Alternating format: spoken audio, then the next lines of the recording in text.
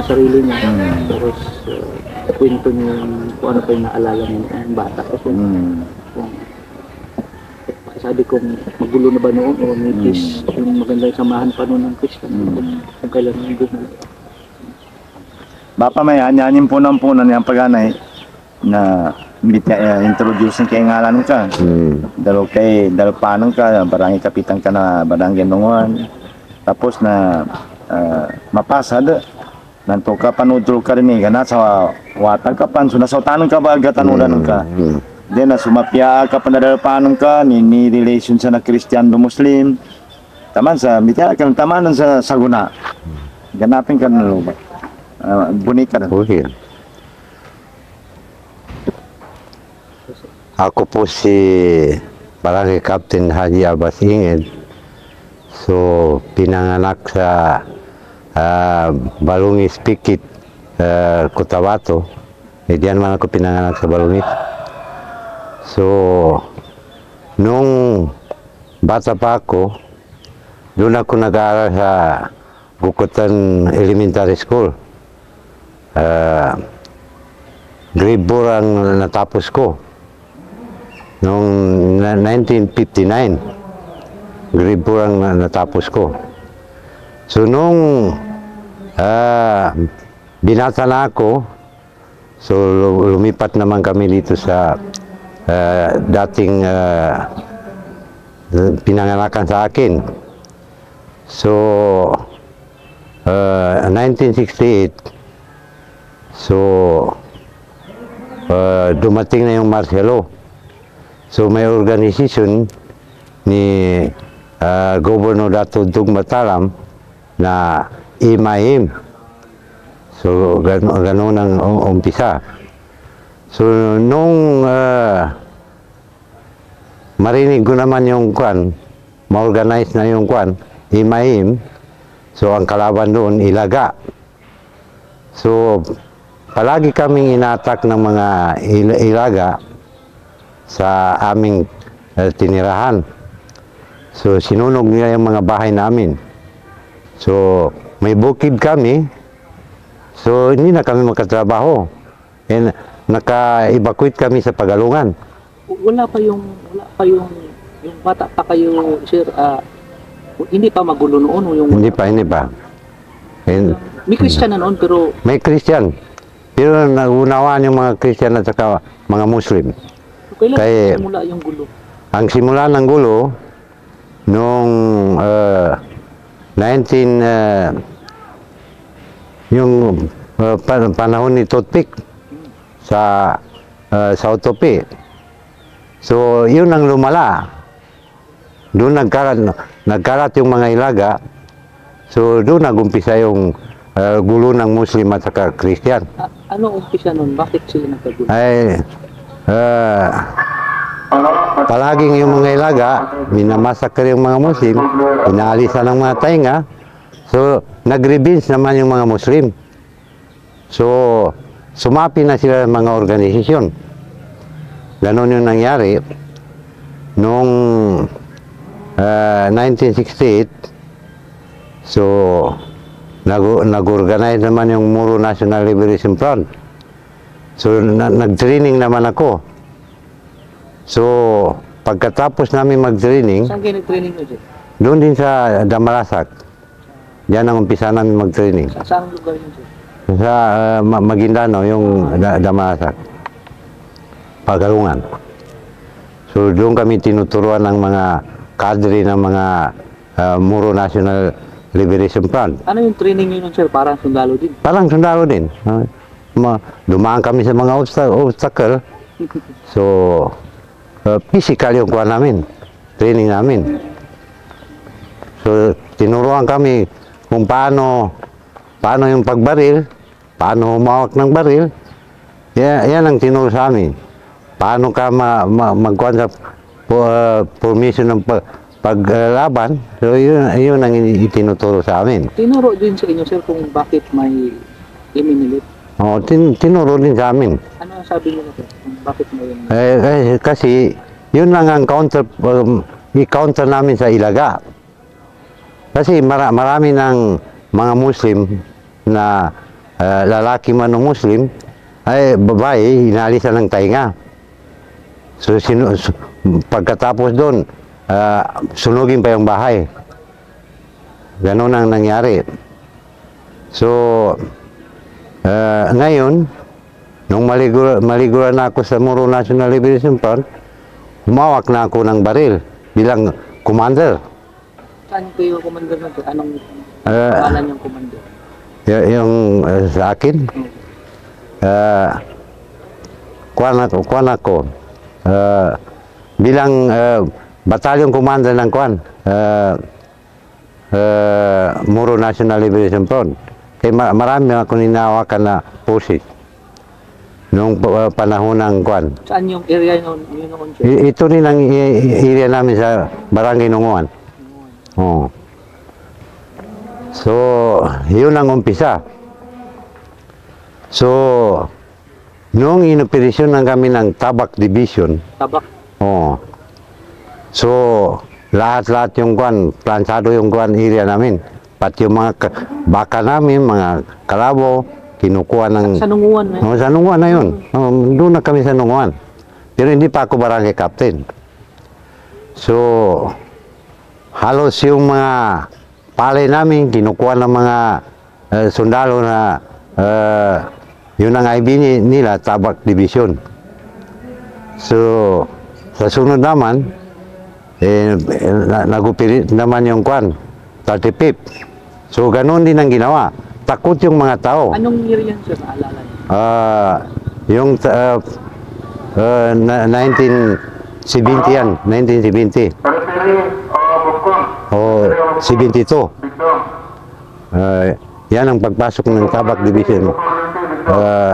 70 to 71, 72. Yung mga Tabak Division, kasama nila yung mga Ilaga. Ganun ang nangyari. Pinasama nila yung mga Ilaga, so pinasukan kami sa area. So halos lahat ng mga bahay namin sinunog. So pagkalipas noon, so nag-revenge na kami sa sundalo. Anong ginawa niyo, sir? So lumawang kami sa sundalo. Nagbili kami ng mga armas para i-revenge namin sa sundalo at sa Ilaga. Saan kayo bumili nun, sir? Sa Purin o dito lang? Hindi, dito rin. May mga tao man na mapabili ng baril. Ano yung mga baril niyo nun, sir? Minsan mga garan, carbine, at saka bar, at saka yung mga armalite na. Magkano yung baril noon, sir? Ay, nung mababa pa yung price ng armalite kay 3,500 noon. So ngayon umabot ng 50,000 yung armalite ngayon. Yung garan, mga 500 yung isang garan. So ngayon umabot ng 20. Nagumpisa kami magbili, 500 ang garan. Yung armalite, 3,500. So lagay pa yun sa silupin. May silupin pa. So, nung pagkalipas noon, so hanggang ngayon, so ang nangyari ng kuwan sa akin, nung legal members na kami, nung ma-ceasefire sa 1996, so nagawa naman ako sa kuwan, pinatrabaho naman ako sa kuwan, bilang provincial ceasefire coordinator. Ako dito sa area ng North Cotabato. Ano yung trabaho nun, po? Ha? Ano yung trabaho ng provincial peace? Joint Ceasefire Committee. So, ako naman ang nasa na ceasefire coordinator sa area. Nung magkabanggaan yung kwan, Imay lipat saka sundalo. So, nung magkasama kami sa sundalo, bilang dito kami sa peace process. So,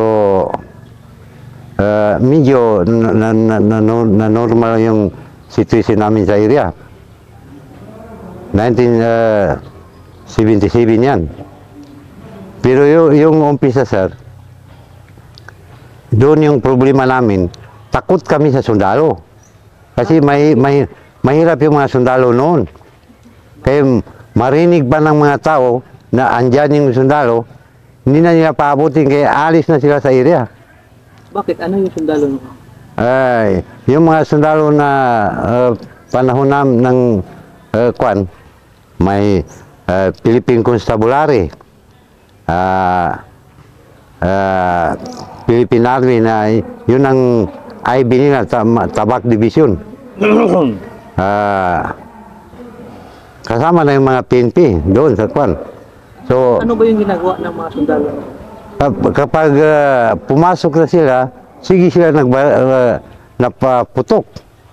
So, pagkarinig ng mga tao, yung putok ng sundalo, hindi gaya ngayon na mag-coordinate pa ang sundalo na pumasok. Noon, walang coordination noon.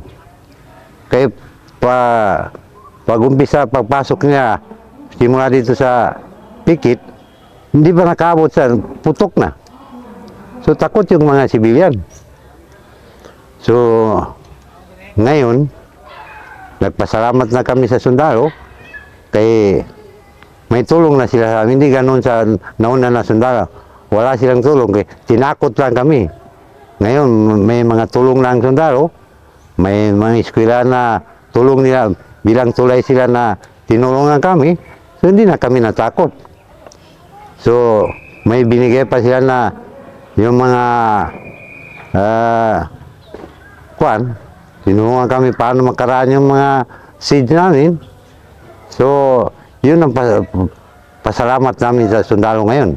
Hindi na gaya noon na marinig pa ng kapag may klase ang bata, narinig yung sundalo na dumating, yung mga bata nagsiuwi, iniwanan nila yung guro nila. Kaya takot yung mga bata. So ngayon, hindi na takot yung mga bata. Maganda ng kuha ng sundalo ngayon.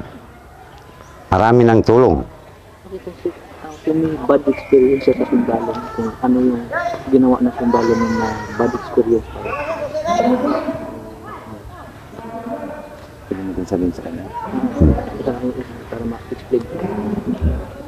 Dito pa da nanggal magkasundalo sa kaamanan. Ang pag-anay, dahil kakapatid na sundalo. Sakit. May Tagalog ang kamari. Nahawakan din ako ng sundalo.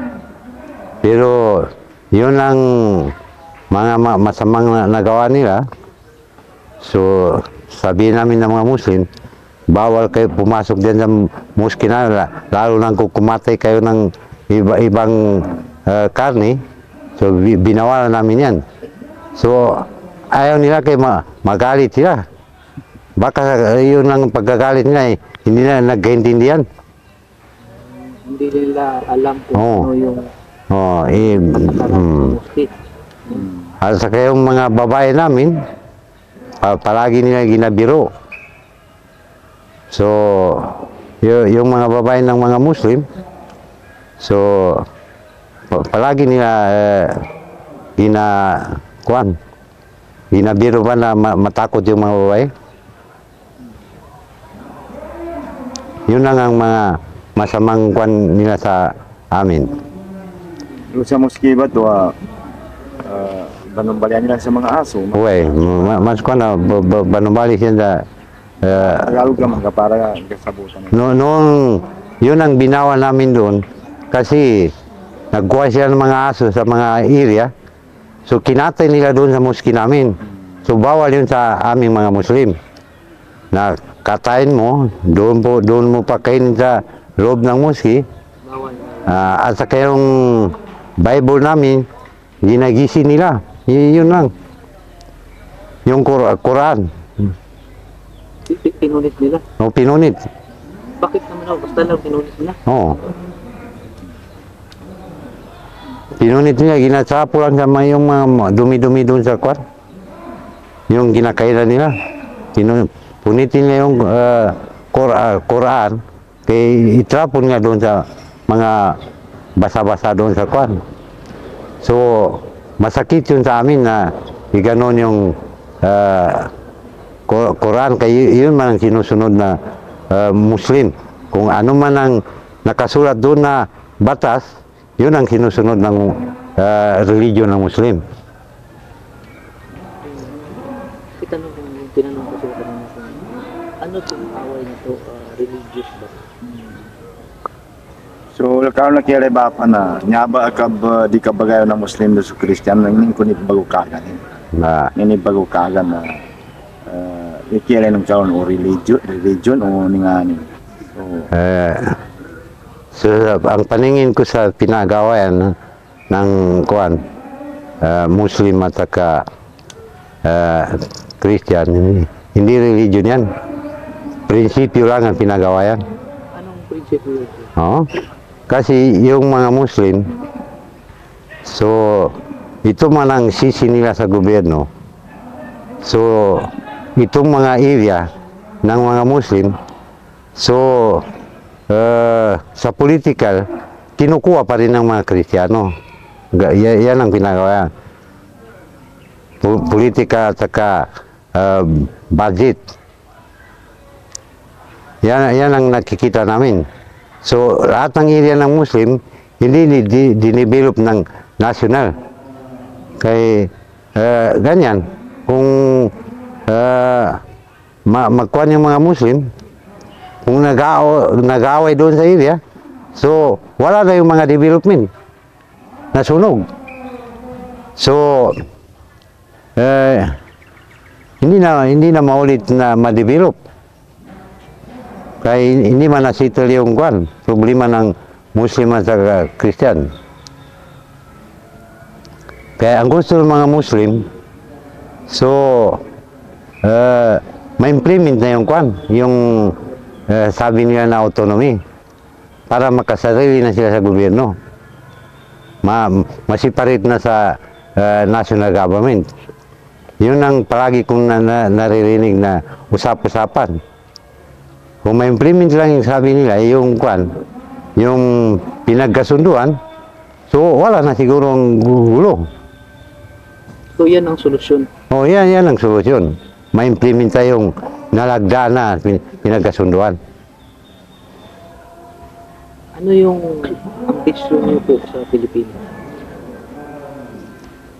Yun ang mission ng mga Muslim. So, masiparit na yung political ng kwan, Mindanao. So, masolve na daw yung kwan, problema. Yun ang palagi kong narinig na pinag-usapan yung mga matanda at kaya mga religious sector. So,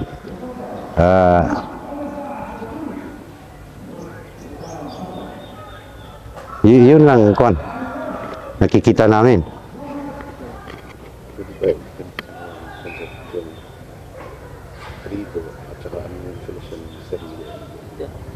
Pwede nyo explain niya kung ano yung rido, tapos paano isolve yung rido?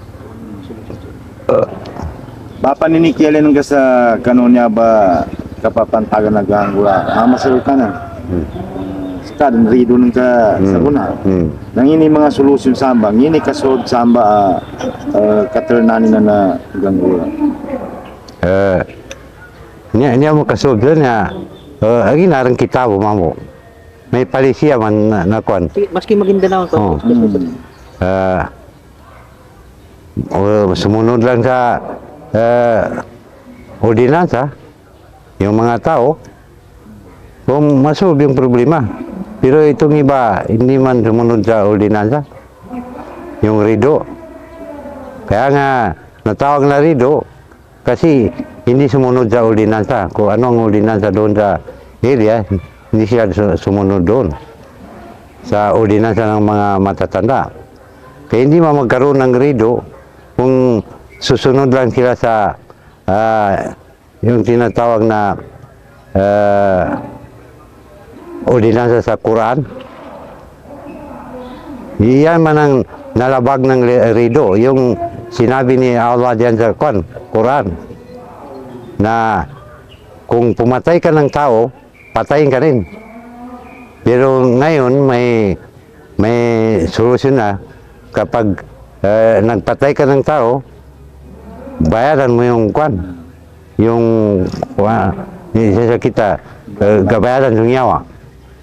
Bayaran mo yung buhay ng tao. Oo. Ang simula niyan talaga is yung nilabag yung ordinansa. Oo, ayon sa kay Bapa, ang pagkakaroon daw ng rido, yung mga tao na hindi sumusunod sa kung ano yung napagkasunduan na mga batas. May may batas doon sa isang Sa area, meron talaga yan sila. Ang sinusunod nila, kung ano yung nalagay dyan sa Quran, yun man ang sinusunod. So yung mga tao na yan, naging karido nila, hindi yan sumusuwayan doon sa ano nila, kagustuhan nila. Kaya ngayon, bago lang, last week lang, yung nagkarido, nagkaputukan naman sila dyan. Kaya nandun yung silitinan ang yun. Ano yung nagiging tulong ng 7IB dito sa inyo sa area? Partikular sa barangay mo, na nakita mo na medyo maganda yung output. Natulong nila bilang tulay ang CBNIB. Yung eskwelahan ko na galing sa Balikatan. Yun ang nakikita na tulong nila na pinakamaganda. Nakikita ng maraming tao. So sabi ng mga tao sa amin, hindi pala makatakot yung sundalo kaya tinulungan pa tayo ng eskwelahan. Palagi nila binibisita yung eskwelahan. Nung hindi pa kinakontrak pa, palagi sila nagbisita doon. So hanggang ngayon, nag-aaral na doon na yung mga bata. So yun ang nakikita ng mga community na nagustuhan nila. So pinakuha nila sa mga community, hindi pa makatakot ditong CBNIB kay may tulong na sila na bilang tulay sila sa eskwelahan. Kumpara ba niyo yung mga sundalo ng mga sundalo ngayon? Bapang ini madalunong ka sa kano, timpo paganay, no so timpo sa guna, so sundalo paganay, no so sundalo sa guna. Ini mga palangayan nila. So, yun lang masabi ko, yung mga sundalo noon, so, kapag pumasok sa loob, umalis yung mga tao. Pero ngayon, kung dumating yung sundalo sa loob, lapitan ng mga tao. Tingnan mo yung doon sa akin, hindi nagalis yung mga tao, kaya lumapit pa sila, tinulungan pa sila mag-gurdiya, yung sundalo. Nagtulong pa yung mga tao ang kung mag-gurdiya sa mga gabi-gabi. So ibig sabihin, ang sundalo ngayon, malayo ng diferensya doon sa unang mga sundalo. Kung meron man dyan, Sa tingin mo sa tuloy-tuloy yung gawin ng sundalo, may mas magbaba. yan nga kaya lumapa no, pama may abay pa lang yan na sundalo, ha?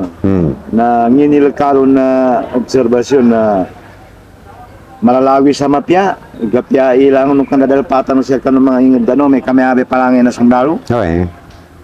Dalawa ka para makakuha na nila. So, palaging ganitong sitwasyon ng sundalo, siguro marami nang masitol na problema sa loob. Kasi yung mga carnapper, yung mga hold-upper, so hindi na makapasok. Kaya marami nang nag-augment sa sundalo. Nag-augment na yung mga civilian, o di kaya anong mga sektor. Gaya din sa amin, nag-augment na.